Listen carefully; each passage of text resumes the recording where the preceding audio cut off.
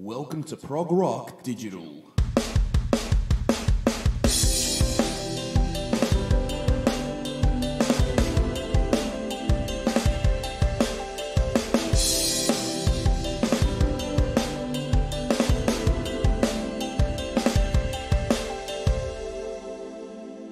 Hi everyone and welcome back to another episode of ProgRock Digital. Today we're chatting with Mick Box from the band Uriah Heep. Now, Uriah Heep have just released 50 Years in Rock out through BMG.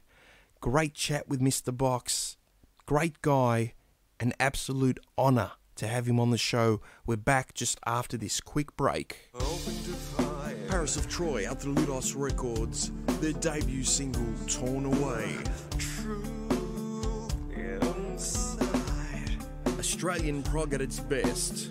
Available for download and stream on all digital platforms.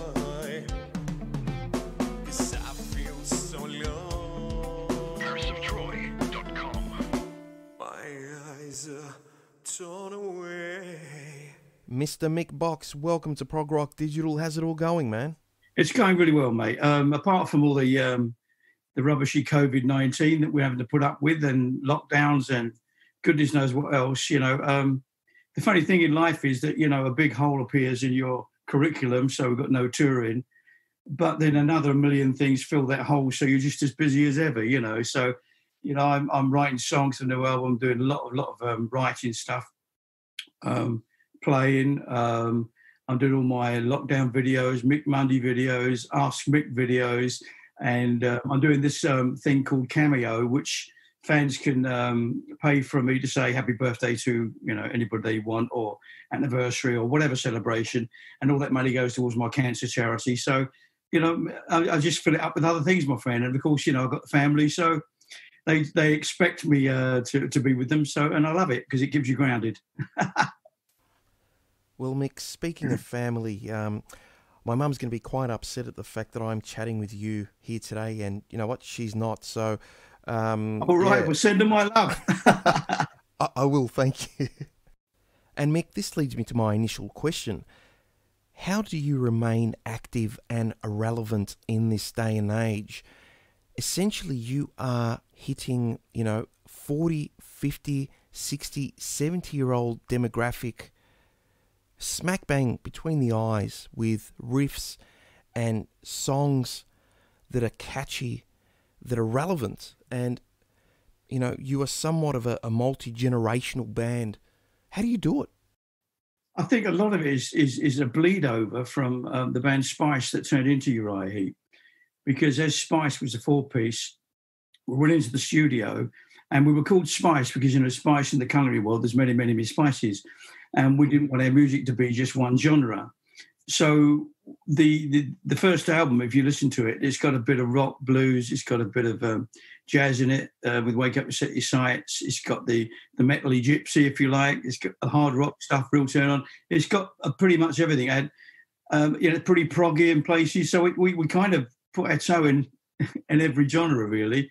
And that was a bleed over from Spice, and we kind of kept that all the way through our career really. We're not afraid to do an acoustic song or go in this area, go in that area, because we feel if it's a natural thing to do, then it's the right thing to do.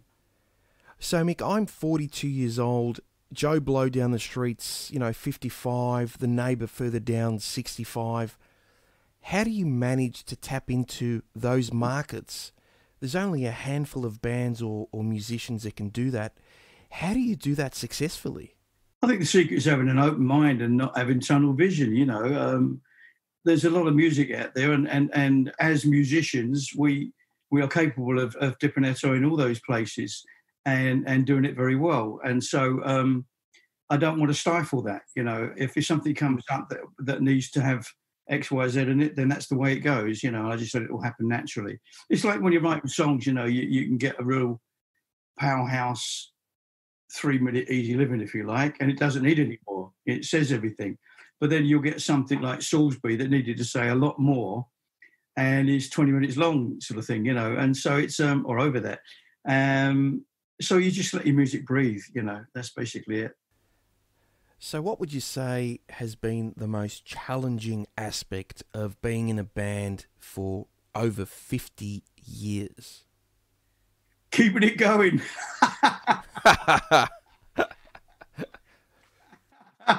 We've had people come and go, my friend, and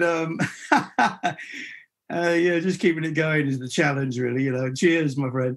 You're just keeping it going because there's been a lot of changes, we know, but as long as I'm there, the heart and soul's there, and I think that's all that counts. And I've been a firm believer always that if you get good musicians and good songs and you put the two together, you're on a winning formula, and we've managed to do that through the whole 50 years. Look, Mick, you're living the dream, pardon the pun there. I guess people your age and over the age of, say, 65, some of them are on a state-based pension, others are happily retired, playing golf. What keeps you going and energized? I know that you mentioned your family before, keeping you grounded and so forth, but what keeps your brain ticking and in creative mode, if you like? Well, I think it comes down to one word, and that's passion. I've still got the same passion for music, for playing guitar, for writing that I've always had, and it's still with me all the time, and when you've got passion, it's your driving force, isn't it? And of course, the mantra when you start getting older is health is wealth. And as long as you've got health, you can continue to do what you love. And therefore, you start looking after yourself to be able to continue. And that's what we do. So you've toured with the likes of Kiss, Judas Priest, Rush, Rio Speedwagon, Jethro Tull, just to name a handful. Whom were the standouts and why? Mm-hmm. Were the bands, open to conversation and was there a chemistry on the road, or were they, segregated and, kept to themselves? What was it like back then? Yeah, quite often back in those days, it was kind of a segregation, you had your own thing going and they had their own thing going. But if you know anything about, Rush, I thought early on that they had something, and they were getting mullered in the press with Geddy Lee being like in the Robot Plant, and it was all a bit too zappy, and it's all a bit this and the other, but they won through that, and if you saw the fans every night, you wouldn't believe those reports. It's kind of similar to a Heap thing that happened in the early days where we didn't get good press, but we became a people's band, and I think that makes it stronger, and you get more longevity that way. Because, press do have a way of building you up, and then once you're up there, they knock you down again. But if you don't go that route, you're fine. And, of course, someone like Kiss, they were unbeatable because just what they were doing, nobody else was doing that sort of thing other than sort of Alice Cooper, if you like. And so, that was obviously going to take off. And you could see how, Paul and Gene were so driven.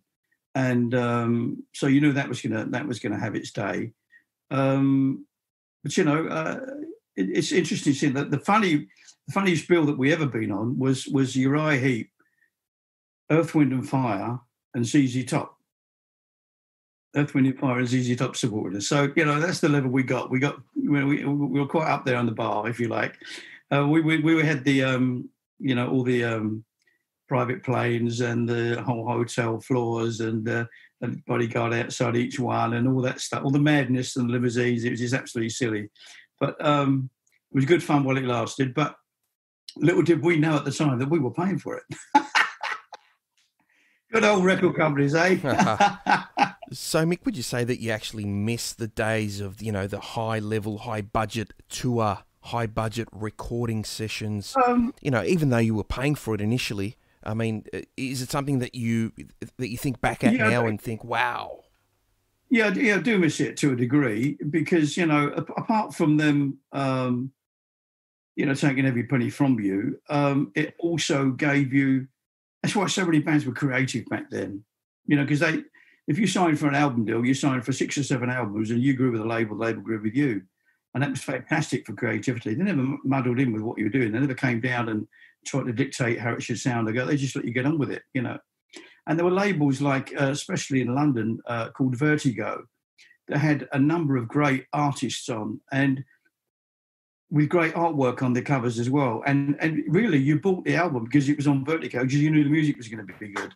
You know, so there's that whole different mindset on how people were buying things, listening to things, and there was a bit of heart and soul in it. Whereas today, of course, it's a bit cut and dried, and you can do everything with one finger on the computer. Buy and delete. And you don't get to the depth of an album nowadays with a lot of people. Some people do, so I don't want to discount everyone, but generally people just go for the track that immediately attracts you to that album, and then they live with that, and then they delete it and move on. Whereas people from my generation, you bought an album, and that initial track that got you in fades into the distance because the other tracks that are growers, and they stay with you more in life than anything else. So we're missing that sort of thing in the creativity, absolutely. So Mick, let's talk about technology now. Over the last 50 years or so, there have been major advancements in, amplifiers, microphones, studio equipment. Have you grown with that movement, or have you had to adapt to it? I think we have to embrace it. You have to embrace it and find your niche in it and go on with it, because it's not going away. And it's like all these things, there's good and bad in everything. So what we tend to do is try and embrace it, but we still keep fundamental values that are very dear to us. For instance, when we record as a band in the studio. We don't send files all over the place. We play at the studio because that's what a band speaks best, and you're all on one pulse. And we quite often don't use click tracks or anything of those things. We just let the music speak. If it speeds up, it's because we're excited. It's good. And also, over the years, with producers, they tend to you choose a track that you recorded, and you come into the control room, listen to it, and it sounds good. And then the producer say, "Well, go away now. I'm going to do some magic on it." Well, what they do is they try and put everything on the bass drum, all on the one, and all the perfection they're looking for, they take away all the magic was there in the first place. And which is what we loved about our last album, Living the Dream, because Jay Ruston understood that fully. And he said, once we got the backing track, if we like it now, it's always going to sound good. It's always going to sound, so I'm not messing with it. And I love that, And that's where I think a lot of people in search of perfection lose a lot of the magic that's there. So are you fairly hands-on when it comes to the production of your albums? Well, we're very much a band that needs another element in the studio with us, so we need a producer. We're very strong-minded people. We've all been around the block a few times. We've all recorded a few albums. So we tend to need that sixth person, if you like. And I think it's very important.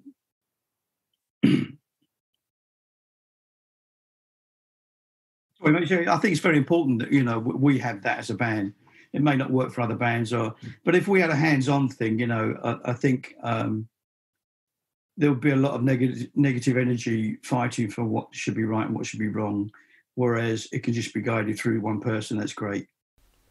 Now, Mick, you did state that your preference when recording is to record without a click track and just to, record live in the room with the band.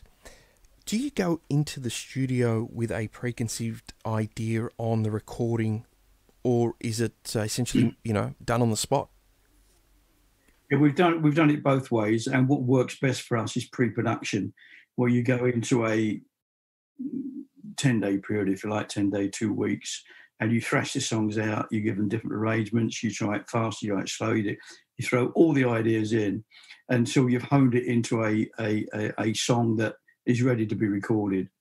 Then when you go in the studio, really all you're looking for is performance and sound, and therefore studios are very expensive. And so by being that prepared, as we all know, success loves preparation, we go in there and just try and get the feel, the sound, and concentrate on all the good things rather than worrying about arrangements. Now, that's not to say we can hear something come back and say, whoa, we missed that, we should do this, X, Y, and we fine-tune it, but it really is just a fine-tune, there's no major deals going on there. We've done all the hard work beforehand. So, Mick, let's talk about production now. Are you the type of band that would sit back and, just become so anal over a snare drum sound, or has that sort of passed now and somewhat simplified? We're not a band. I mean, I lived through the 80s where production was a very important thing, and it became to the fore of everything with recording, with people like Mutt Lange and Def Leppard and people like that, where they were taking 18 months to make an album and all that sort of stuff. And I have to be honest, if I walk into a studio and 2 weeks later I still hear the snare drum being hit and nothing's progressed, I go mad. I just, mentally, it does not do me any good. So it doesn't put me in a good place. So I just feel that the essence of perfection is missed with the magic that can be achieved by just getting in there and doing it. And to be honest, that's what makes the hair stand up on your arm and the chills go down your spine, when you hit those magic moments. And so music to me is not all about perfection. And don't get me wrong, I love Def Leppard, I love the band, I love the production and everything else, but that's their thing. I'm talking purely from my standpoint and what music means to me. And that's what it means to me. I need to have those chills and feelings when I'm listening back. So, Mick, from a mastering or remastering perspective, obviously you've just released 50 Years in Rock out through BMG. Do you find that today's technology does the album or the recording or the songs justice? Or does it not do it justice? Well, we tend to. It's a very good question. We tend to, even though we're using today's technology, hark back to how, let's say it's still our yardstick, if you like. So we don't use it and clean it all up and just, take the direction that the technology is dictating. We tend to try and use the technology best to how we think it should be. So it's a different mindset, the way we look at it. But it can improve things. Of course it can. But it can also, sterile things too, if it's used wrong. And so we pay a lot of attention on those remastered things. So, Mick, if we can just chat about your most recent release out through BMG, 50 Years in Rock, if you like, a retrospective look at the last 50 years in Uriah Heep. This would be, album number 25 with, another 25 live recordings? I'll give up counting after one. I don't blame you, man. Well, now I've got you thinking, haven't I? I think that is an underestimate of the live, to be honest. We've got so many out there, it's just unbelievable. It's just uncontrollable because, a lot of the stuff we don't own over the years, and a lot of the stuff is picked up and sort of amateur bootlegs, if you like, and there's a lot out there. But that, to me, that's good. That's a sign of success too. So, Mick, just looking at the package here, I've got it right in front of me. Great layout, great product. Artwork's amazing. It looks like it's really been backed by the label. BMG have done a marvellous job. They've embraced it fully, and just simply to get all of our studio albums in there, which is amazing. And there's art cards from Roger Dean, who was probably one of our most famous artists that we use with Demons and Wizards, Magician's Birthdays.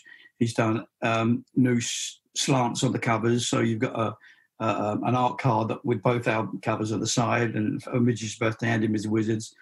There's a new artwork for a vinyl, Magician's Birthday, that Roger's done. So it's really cool. Yeah, there's a lot of really good, interesting stuff in there. Yeah, they should have called it "This Is My Life," to be honest, but but it's done us proud, and we come on, not many bands have lasted 50 years, and we have, and I'm very, very proud of that fact. So, Mick, I like to think of you and, if you like, categorise you in my head as, one of those bands. And when I say one of those bands, it's not an extensive list. It's a small list of bands that have been together for so long and that have remained active. The likes of Deep Purple, Kiss, so forth. Yeah. So, to have you on the show, to have you on ProgRock Digital, is an absolute honour. So, won't be days, mate. No worries at all. So, Mick, when you're not touring, when you're not in the studio, how do you keep yourself occupied? I know earlier you touched on your cancer charity. Um, yeah, Yeah. tell us a bit about that. Yeah, that's something I started way back because I don't think there's anybody in the world that their family hasn't been touched with that awful disease, and certainly I have. With many people in my family, from my mother on, um, and I felt that it's time to give something back. So I just started off just for a bit of fun on my own website, which is www.mick-box.net, and I started off with this little auction. I called it Shirt Off My Back. And basically what it was, I'd wear a shirt on tour for a little on tour, 9-month tour or whatever, and it'll be on YouTube and videos and whatever. And I'd just auction it. And whatever money was raised, I'd give to a cancer charity, which mine is the Nightingale Cancer Charity, locally where I live in North London in England. And they're delighted with that. And it started raising money. And then, of course, it got to, I'd have break a wall where I'd sign it and put it up. I'd have guitars, or we do a big festival. I'd take a guitar along, and I buy a guitar and get all the artists to sign it, and then auction it off. So it grew and grew and grew. And today I just put stuff up like still more shirts because that was where it started from. So just anything that I feel that the fans might like. And because the money's going to a good cause, I think it's a marvellous thing, and. Of course, with COVID happening now and a lot of cancer patients put on the back burner, unfortunately, with their treatment, it's become even more prevalent to raise these sort of funds and make sure they continue doing the work they do, the marvellous work. Because it's all none of them get paid for doing it. It's all voluntary, and it's amazing the hours and effort they put in. It's stunning. So, Mick, being an inspiration to so many bands over the years, a lot of musicians, artists, bands using you as a platform to, if you like, communicate with their fans, and you're essentially an enabler of feelings and emotions. So, having said that, would you say that the heart and soul is somewhat diminished, or has somewhat diminished over time? And that, bands are now recording things just to appease the, if you like, commercial obligations connected to, record labels, management and so forth. Totally agree. Yeah. And it's very sad that it is. And I think it reflects in the music that's being produced today, because you can hear something that's got potential and say, well, that's really good, but it doesn't move me, and it's got to move me for me to embrace it and listen again. You just find it's a very sterile market because the way things are recorded, like I say, in this perfection world, people are doing it just on their computers and not being in a room together. And I just find it's really impacted the business in a really, really bad way.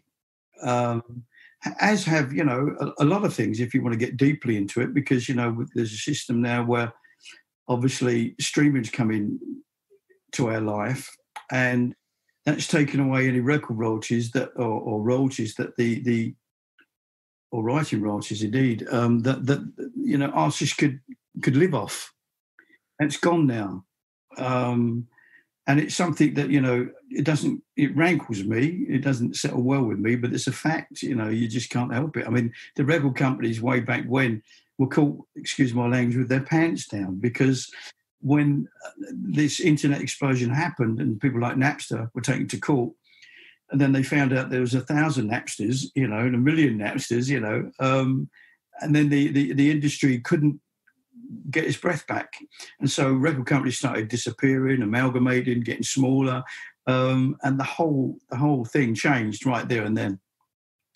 And so the heart and soul of it went out of it right there, because it became very, very computer based, and when you do that, then you do lose a bit of heart and soul about what's going on. Even let's be fair, when you're buying stuff, and the way you perceive to how you listen to it, you listen to it on a computer, you listen on an MP3, whereas I mean, for instance, we're going to make an album and we spend a ridiculous amount of money because, you know, it's our pride to make the best audio we can.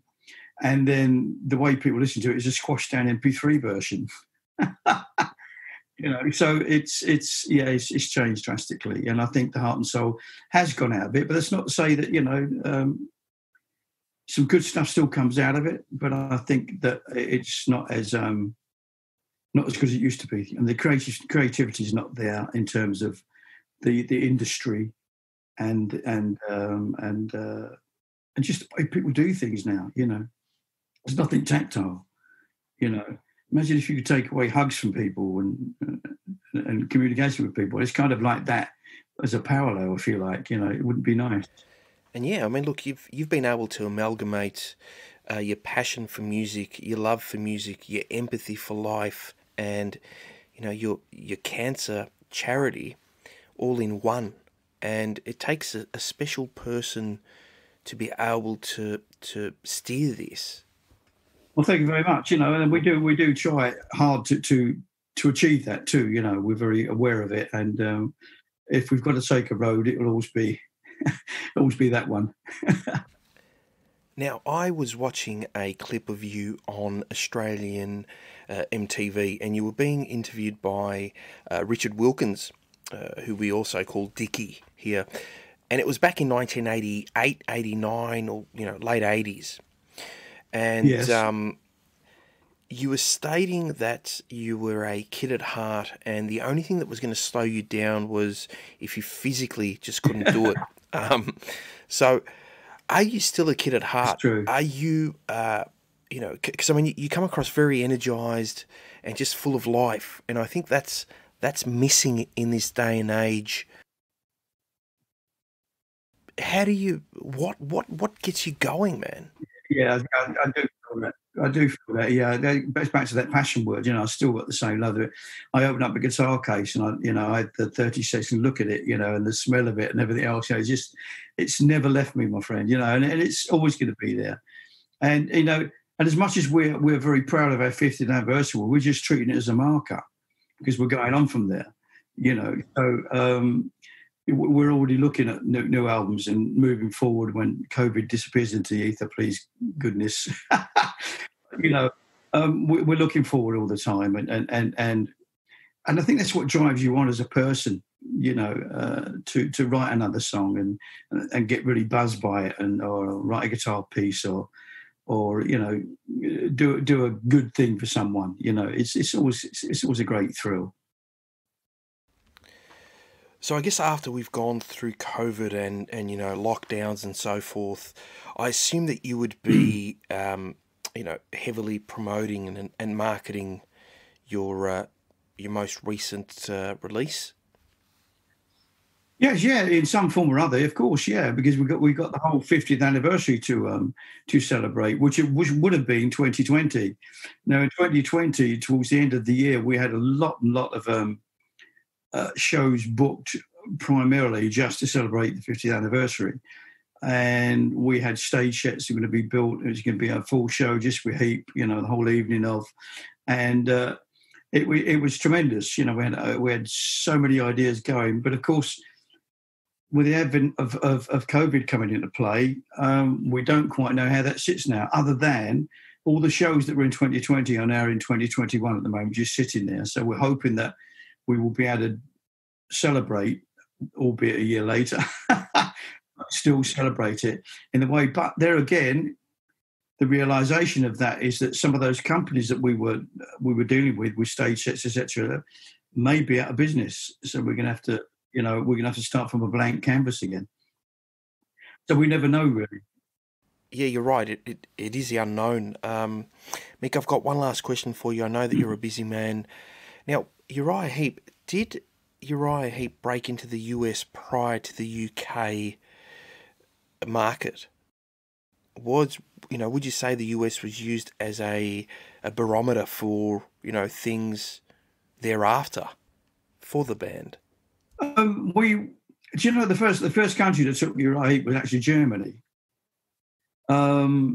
we got a lot of bad press when we initially came out because we were the last. You know, there was Jethro Tull and Deep Purple and Black Sabbath and Zeppelin. They were all established, and then we came at the end of it when there was a big music shift going on with Dylan and stuff in London. So and we came out with the blaze publicity, and all the press went, "Whoa, not another one." And we kind of got that sort of backlash, which didn't really bother us because, as I say, the people paid with their money. They bought the tickets, they bought the albums, and they came to the shows, and we were doing sellouts everywhere. So it didn't really hurt us at all. In fact, it was a people's band, which was a good foundation to build on. But in Germany, we went out there and we played a festival in Hamburg, and it was in a horse jumping arena. And it had so many great bands on. And because it was a one-off sort of thing that hadn't really happened before, all the press were there, all the agents were there, all the managers were there, it was a big media thing as much as fans. And we opened each day. It was a 2-day thing. We opened each day, and we made such an impact that they didn't stop talking about us. And so the offers stopped coming in to play Germany. So we were going to Germany, 2 or 3 times a month to do shows. It was just back and forth, back and forth, and back and forth. Then the little tours got a little bit longer, and a few more popped in. And so Germany was, and if I'm perfectly honest, Germany's been the most loyal country to Heep's music, not just within the fans, but within the media alike, And so, yeah, Germany's first. And then from Germany, the success in Germany, America were looking at that sort of success. And then Mercury, I think our first record label there, decided to take us over to America and see if we can cut it there. And of course, we were put on a tour with Three Dog Night, who were, playing 10 and 20,000 seaters a night. So it was amazing for us to go from these little clubs and things and the odd festival to that. And then we were a bit concerned because they were a bit of a poppy band and we were a full-on rock band.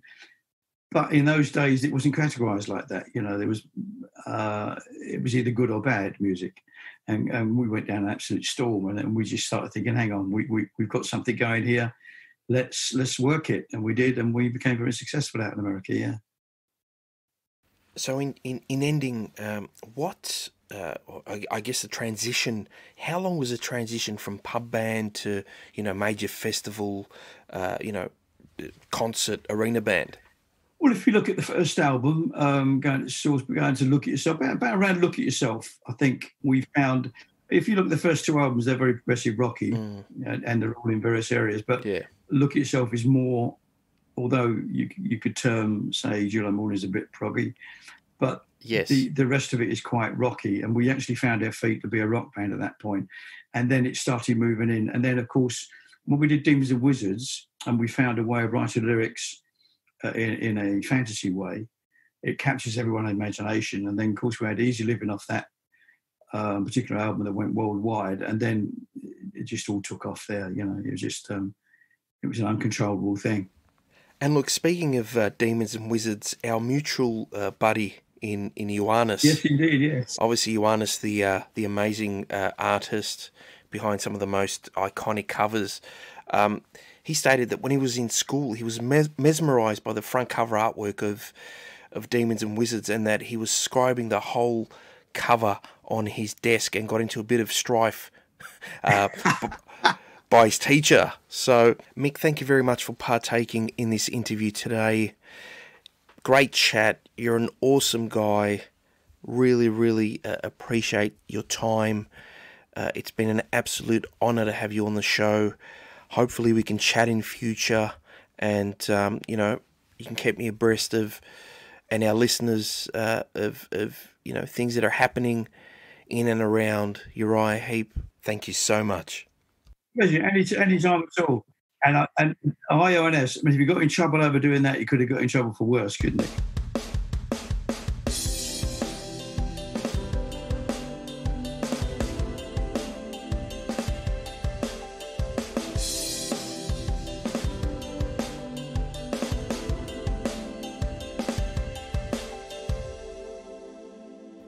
Well, that was our interview with Mick Box of Uriah Heep. Thank you very much for downloading and streaming. You have been listening to ProgRock Digital My name is Nicholas Georgakopoulos, your host. Please email me at progrockdigital@gmail.com. Don't forget to visit progrockdigital.com. Until next time, take care. See you soon.